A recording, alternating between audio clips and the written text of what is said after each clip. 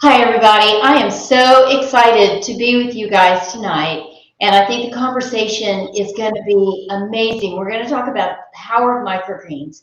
We're going to talk about how easy they are to grow. We're going to talk about why they're really fun to add to all of the things you love to eat every day. And then we're going to learn from Emily why it's really important to incorporate them into your diet. And I think nutritional health is something that is really part of self care, but it's also something that we can all think about a little bit differently. It doesn't have to be really complicated. So Emily's going to go into the why we should be eating and enjoying microgreens. But I'm going to start this evening by letting my special guests introduce themselves. And I am so honored to be with Clayton and Emily tonight. So, Emily, tell us a little bit about you and how you got involved in the microgreen story. Sure. I am an integrative nutrition health coach. I'm a nationally board certified coach, which means the National Board of Medical Examiners recognizes me with the certification. And then I'm also a diabetes prevention program trained lifestyle coach. So I backed into microgreens really because one of my first clients had cancer. And Dr. Michael Krieger, if you know who he is, he started nutritionalfacts.org and he wrote a book called How Not to Die. And one of the first things he talks about are how important broccoli is and cruciferous vegetables. But the one thing he says about microgreens is you get 40 times more nutrients from that immature plant. And so that's why I really tell all of my clients that microgreens is the key to anything to do with nutritious lifestyle. I mean, it put them on anything. They're delicious. I love that. And as you guys are listening throughout the conversation, feel free to ask any questions. If you have specific questions about the nutritional value, throw them up there. Clayton, tell us a little bit about your story. Yeah, so my story started, I'm a chef by trade. So working in restaurants in Texas, New York, Seattle, I was working in restaurants and noticed a consistent problem amongst chefs that they have a hard time sourcing quality and sustainable and responsibly grown produce. And I wanted to solve that issue. So I started selling hydroponic produce to restaurants to try to reduce the carbon footprint that it takes to harvest and deliver food, and just provide more nutrient dense produce to urban areas. I love that. And you know what, I think that when we think about a chef, it can be a little intimidating. So you're going to kind of break that down for us in a Yes. little bit. But I want to just quickly introduce myself. I'm one of the co-founders of Gardenuity, and we're all about nutritional health, mental health, and the health of the planet. And we want to make the benefits of gardens and gardening experiences accessible to absolutely everyone. So whether you're on a high rise in New York or you're in a wheelchair in Dallas, Texas, you should be able to reap the same benefits. The other thing I want to think about is we talk about rethinking the garden. And tonight, Emily's going to shed some light on how to rethink some of the nutrients in foods you eat and your own health. And Clayton's going to talk about rethinking how you upgrade from a nutritional value some of your favorite recipes. So let's start. I'm going to show you how easy it is to put a microgreen garden together. We do have a couple of examples that were planted, I think about 6 days ago. So we'll go into that. But really simply, everything, when you grow microgreens, you really don't want it to be too daunting. You want it to be compact. You want it to be simple and seamless, especially if the idea of gardening is intimidating. And so again, we want to rethink the gardening experiences. So everything starts, we've got these really great containers that were designed. They go in the dishwasher, which is simple. This is your germination tray. It also goes in the dishwasher. It's divided into two, so you can grow two different crops at the same time, and we'll get into that in a minute. And then we germinate on these special germination foundation pads. And these are plant-based. They're made of BioStraight. And we absolutely love the creator of them. They're so smart and really take biotechnology to the next level. But for our take, they're the perfect way to germinate these beautiful seeds. So what we do first is we go ahead and we pour some water right into the vessel, right to where it's just touching the bottom of the germination tray. Then we're going to take the germination pads. We're going to actually dunk them in a little water. We're going to wring them out. And this simply is we want to make sure the seeds have all the moisture they need so that they can germinate quickly and you can begin to enjoy them. So remember, we filled the vessel with water just up to the top of the steel tray. And then we've taken the germination foundation mats and gotten them nice and wet, wrung them out, and then we include seeds. And so we source our seeds a lot of the same way Clayton sources seeds. Do you first source them by flavor profile or nutritional profile? I first do it by flavor profile since I'm dealing with chefs and they care more about the flavor. So yes, I'm going for flavor. And what's your number one? My number one requested microgreens. Number one requested are bull's blood beets. So super dark purple, a little sweet, a little bitter, and that's our biggest seller just because the pop of color is so nice on the plate. I love that. And Emily, you talked about the number one microgreen that you tell your clients is really the broccoli. Is that right? Yes, because it's got the polyphenols in it and the things that are really good for you that are so supportive of your body and help regulate blood sugar levels. But I will add something that Clayton mentioned is that each variety of microgreens does something different for your body. Like cilantro microgreens detoxifies your liver. So you can kind of like, if you're more interested in the nutrient side of it, look at the different types of microgreens and choose the one that works best for you. And if you want to regulate your blood sugar levels, they all pretty much do it. But broccoli is the best. Okay, I love that. And so I'm going to do, I'm first going to plant some arugula. And literally, remember, we fill the vessel. And then we just sprinkle the pre-measured seeds, and we actually source seeds from some of the best seed breeders in the country. And we're really particular. And then on the other side, I'm going to do superfoods microgreens, which is something that my family, we grow these all the time.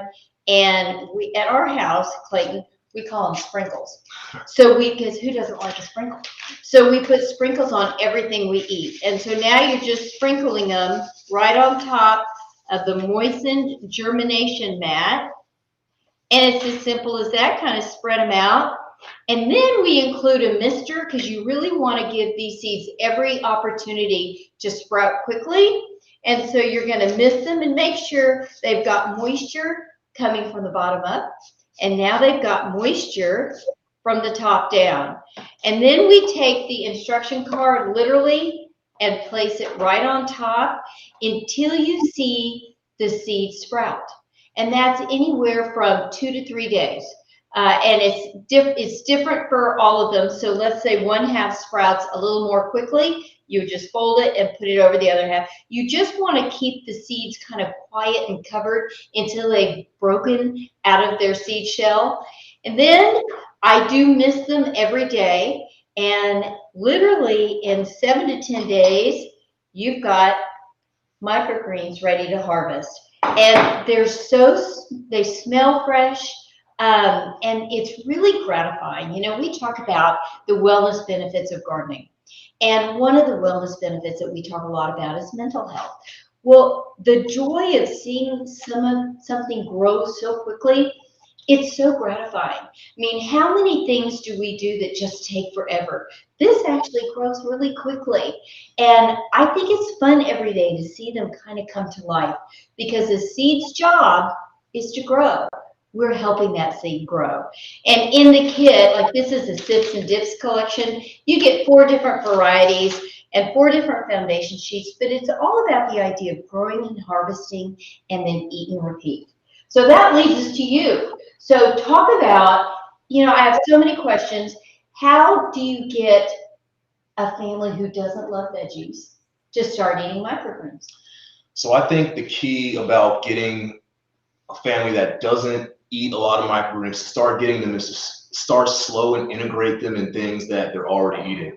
So 2 things that I like to do that I keep in the house all the time is, one is a microgreen compound butter. So how you take that is you take butter. You can use regular butter, vegan butter. You can use clarified butter, which is going to have less fat because it's not going to have the milk solids. And then you take that, you chop up your favorite microgreens. Let's say this mix right here, the superfoods mix. You can take some radish, some broccoli, arugula is going to have a nice peppery, a little bit of spice, a little nice flavor, and you chop those up real delicately. And then you add in some lemon zest, some chopped garlic, and a splash of red wine vinegar. Mix that together, mold it. You can leave it in the bowl that you're mixing it in, or take a little bit of parchment paper and roll it like a log of butter. Put that in the fridge, and then that can go on anything. That can go on, it's really good on grilled meats, such as you can top that with some steak, on chicken, even finishing some seafood such as shrimp or scallops. And also really good mixed in pasta or on roasted vegetables. Anything that you're already eating, this can go right on top and just kind of sit right in there, and you're still going to get a little bit of nutrients from there as well. The second thing I would say is a whipped goat cheese. Okay. So the first thing I'll do is I'll take my food processor or blender and take some goat cheese, a little bit of honey, olive oil, a little bit of seasoning. You want to hold off on the microgreens because if you're too aggressive with the microgreens with the blender or food processor, you'll bruise them and mess them up a little bit. Okay. So you don't want to do that. You blend that up until it's whipped into a whipped consistency, fold in the microgreens, and then that's really good if you want to put it on a sandwich, if you want to put it on a charcuterie board, or on if you do like veggie chips or dips and stuff like that. It's really good for that. And the good thing about both of these recipes are, if maybe you don't like radish or don't like broccoli or arugula, it's very versatile on what you can add. You can add pea shoots, you can add some of these chives like we have right here. If you want a more herbaceous flavor, you can add in some cilantro, and you're still gonna get a little bit of that nutrients from the microgreens as well. So let me ask you this: when chefs are preparing new recipes, Okay. I know they change out their menu seasonally. Yes. Are they thinking about the nutritional profile of the recipes, or are they truly just thinking about the flavor profile? I would say most of the restaurants, especially the ones that I'm selling to, are strictly about flavor. Okay. Flavor and color. Okay. Yeah, so hopefully we can change that, about them being more conscious about the health benefit. That's Right. what I'm trying to move towards. Yeah. But at the moment, they're more focused on the show, right? So when they put microgreens on top of something, 10 years ago, it might have been just to make the plate look good. Yeah. But now they're doing it because it does add a flavor level to the meal. Is that correct? Absolutely. Absolutely. So like you just said, a while ago, it was just maybe like a few little microgreens on top. And now, as the years progress, you see chefs using more and more microgreens as less of a garnish and more as a component to the plate to, like you said, add a nice punch of flavor. So I'm thinking if I sprinkle on microgreens on a pizza, I feel less guilty. Absolutely. Pizza, we're doing something good. Yeah, pizza, burgers, all that. Okay. You can go on anything. Yeah, I love that. In a minute, we'll talk about harvesting. But Emily, I want to turn it over to you because you talked about the different microgreens have different health impacts. But overall, talk about if you were introducing microgreens to one of your clients, and Emily is based in New York, but she has clients actually globally. If you are introducing microgreens and they're a little skeptical, how do you introduce and sell it to them? Well, I talk about the benefits of them, and there's so many. But I do say one of the things you guys should know is the average American eats 10 to 15 grams of fiber a day, and that is really low. The USDA recommends 25, and our ancestors were eating 100 to 150 grams of fiber. So it is certainly a great way to get fiber in your diet. And by the way, fiber is the first thing you need to eat before you eat anything on your plate, because it helps you digest properly and slower. And if you're looking to lose weight, that's the number one way to do it, is have lots of fiber. It's kind of counterintuitive to what we think. You know, sometimes you hear a lot about, oh, bulking up, this fiber, but fiber is really good for you, and it slows down your digestion, and that's what you want to do. The other thing is it helps your immunity system. It helps your skin health. It helps your heart. So there are so many reasons why they should be added to your diet. And it's just an easy fix for a lot of things. And it's an easy way to just add on a salad. You know, I'm blown away by what Clayton does with microgreens, but I eat them on my salads every day. So, you know, you can go really crazy over it, but you know. And it's true, they don't, when you cook them, they lose some of their nutritional impact. Yeah, absolutely. And Emily, maybe you can correct me on this if I'm wrong, but the higher the temperature, the less nutrients that they will have. So it's best to keep them as raw as possible. A little bit of heat won't kill them, but you want to avoid high heat at all costs. So if I'm making a soup, I want to sprinkle it after, right before I serve the soup. Absolutely. Yep. Yeah. Okay, I like that. So Emily, if somebody has, let's say you got a tough client who really loves the Pop-Tart and the Lucky Charms and the spaghetti, what's the first thing that you could do to say, okay, we're going to try to develop your taste buds to like something healthy? Well, I mean, with microgreens, I mean, you and I have talked about this. You can put it on pizza. You can put it in desserts.